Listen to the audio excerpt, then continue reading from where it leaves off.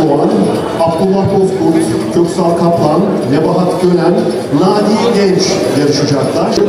Kaç numaralı isim nedir ablacığım? Size soruyorum. Yarışmacımız herhalde Köksal Kaplan'dı değil mi Köksal abi? Köksal Kaplan, Hacı Murat Mahallesi'nden katılıyorum.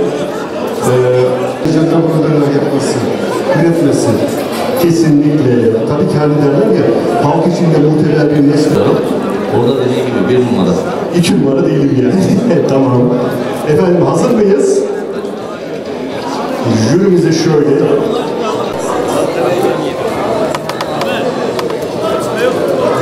Jürimiz balları tadacaklar. Dediğimiz gibi neye göre puan veriyoruz?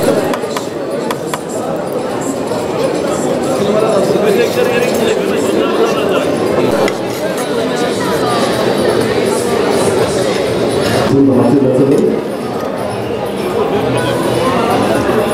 2 numarada hazırlansın, 2 numarayı hazırlayalım. Şu an jürimiz 1 numaranın balını tadıp puanını veriyor. Mehmet.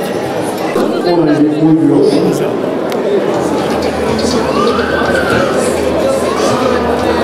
Balları alalım. 2 numara hazırlansın. Mehmet Erdoğan, Pezekoğlu Komutanı jürimize takdim ediyor. Ama gerçekten muhteşem bir görüntü. Hadi bakalım.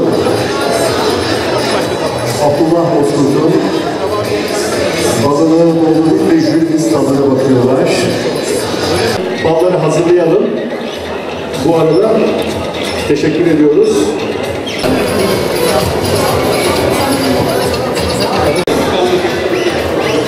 Aynen. Abdullah abi, Köksal abi diyor ki buraya balını kim getirmişse hiç şüphesi yoktur. Aynen, kesinlikle.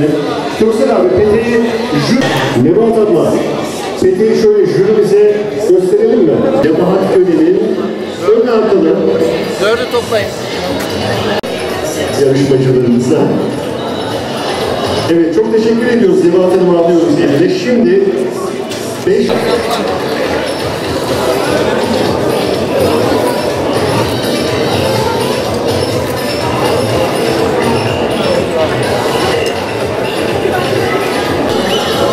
Evet.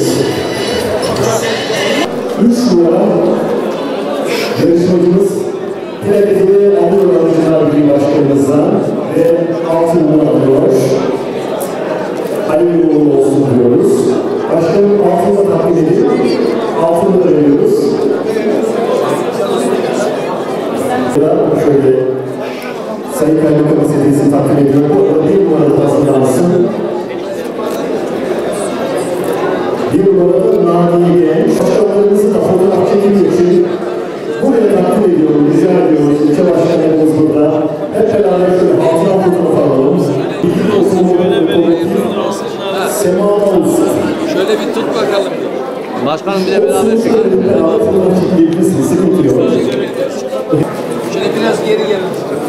Özbirlik Otomobil Sağlık olsun. Teşekkür ediyorum hediyelerinden dolayı bir kez daha. Çok sağ olsunlar. Bizim için burada çekilelim.